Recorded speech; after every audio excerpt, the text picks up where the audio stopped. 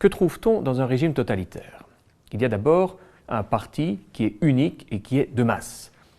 Un parti unique au sens où le totalitarisme ne tolère pas le pluralisme des partis. Un seul parti existe dans l'espace politique et il contrôle tous les pouvoirs. Un parti de masse au sens où ce parti ne se contente pas de diriger le pays, il veut également diriger les gens, les familles, les jeunes, les écoles, les syndicats, les associations, la culture, la radio, le théâtre, etc. Et pour y arriver, il encourage l'ensemble de la société à rejoindre des organisations proches du parti unique. La masse populaire est la base du parti dans un régime totalitaire. Si on prend l'exemple de l'Allemagne nazie, 1933-1945, le parti nazi contrôlait non seulement le pouvoir, mais aussi des organisations de jeunesse, les jeunesses hitlériennes, les syndicats, les journaux, les associations d'anciens combattants, etc., etc. En effet, dans un régime totalitaire, le parti unique est tout puissant et il se confond avec l'État.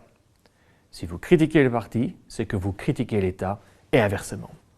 En d'autres termes, toutes les libertés garanties au nom des droits de l'homme sont abrogées au nom de la toute-puissance du parti, au nom de la toute-puissance de l'État.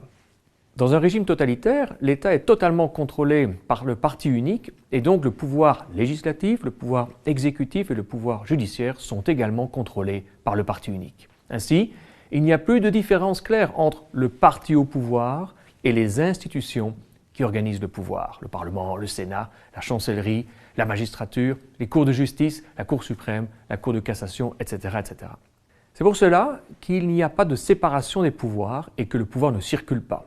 Il est figé dans le parti unique qui contrôle toute la société. Cela nous amène à poser la question suivante: comment un État totalitaire parvient-il à faire faire à sa population quelque chose qu'elle ne ferait pas en dehors de cette capacité? C'est simple, il possède un double monopole des moyens de violence, police politique et armée, et des moyens de persuasion, moyens de communication.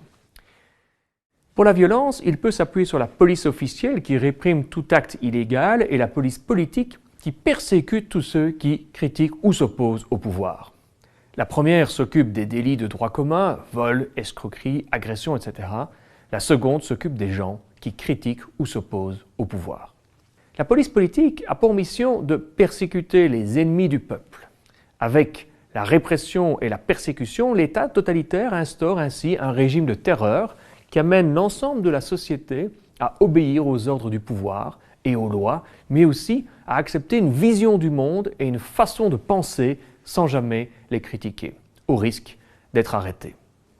Dernier pays du classement mondial Reporters sans frontières de la liberté de la presse, la République populaire démocratique de Corée, ou Corée du Nord, est un exemple typique de régime totalitaire contemporain. Régime communiste de type stalinien, où la fonction de chef suprême s'acquiert maintenant de façon héréditaire. Il a pour chef suprême Kim Jong-un, fils du précédent chef suprême Kim Jong-il, lui-même fils du président Kim Il-sung. La constitution coréenne place le chef du Parti du travail de Corée, le parti unique, à la tête du pays. Les dirigeants de la Corée du Nord manient ainsi les moyens de violence et de persuasion pour légitimer leur position et s'assurer de l'obéissance de leurs sujets. D'une part, cela passe par une politique extrêmement répressive vis-à-vis de tout ce qui est considéré comme ennemi du régime. En 2017, selon le rapport d'Amnesty International, 120 000 personnes étaient toujours détenues arbitrairement dans les camps de prisonniers politiques, malgré les engagements pris par le gouvernement de Kim Jong-un en faveur des droits humains. D'autre part, il est intensivement fait usage de la propagande. On y pratique le culte de la personnalité vis-à-vis des anciens dirigeants, lequel légitimise l'assise de leurs successeurs. Toujours selon le rapport d'Amnesty International, la liberté de circulation y est extrêmement restreinte, de même que la liberté d'expression. Le régime contrôle les médias et les moyens de communication et agit à l'encontre des tentatives d'échange avec l'extérieur du pays, notamment en brouillant les signaux des téléphones mobiles. L'histoire de la Chine communiste donne, elle aussi, à voir un usage systématique de la violence comme réponse à la contestation, mais également pour assurer la bonne exécution des intentions du pouvoir. Qu'il s'agisse de l'assimilation du Tibet, du grand bond en avant ou de la révolution culturelle, l'usage de la violence afin d'éradiquer l'opposition ou de la terroriser est permanente dans l'histoire récente du pays. On retrouve ces habitudes répressives dans d'autres régimes totalitaires, tels celui du Kampuchea démocratique, le Cambodge, dirigé par Pol Pot et les Khmers rouges, qui reposait lui aussi sur la terreur et la répression violente. Pour la persuasion, il peut s'appuyer sur le contrôle absolu des moyens de communication, radio, presse écrite, etc., afin de façonner l'opinion publique et d'imposer l'idéologie du parti, l'idéologie d'État à toutes les composantes de la société. De tout temps, il a été fait usage de la propagande, mais le développement des moyens de communication au siècle dernier en a renforcé l'usage, notamment au cours des 2 guerres mondiales. Dans le cas qui nous préoccupe, l'usage de la propagande par les régimes totalitaires, l'exemple de l'Allemagne nazie est extrêmement éloquent.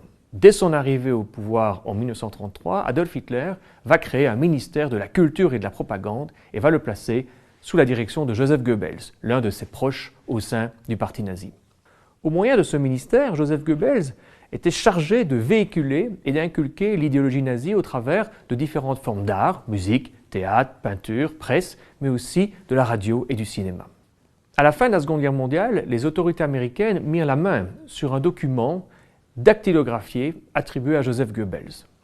Connu sous le nom de Journal de Goebbels, ce document reprend les principes du ministre afin de s'adonner efficacement à l'exercice de la propagande.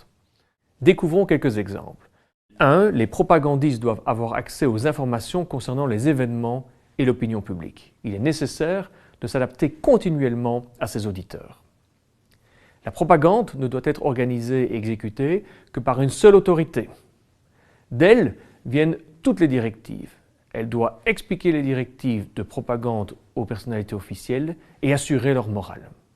Elle doit garder un œil sur les autres agences dont l'action peut engendrer des effets de propagande. 3. Les conséquences d'une action de propagande doivent être prises en considération lors de sa planification.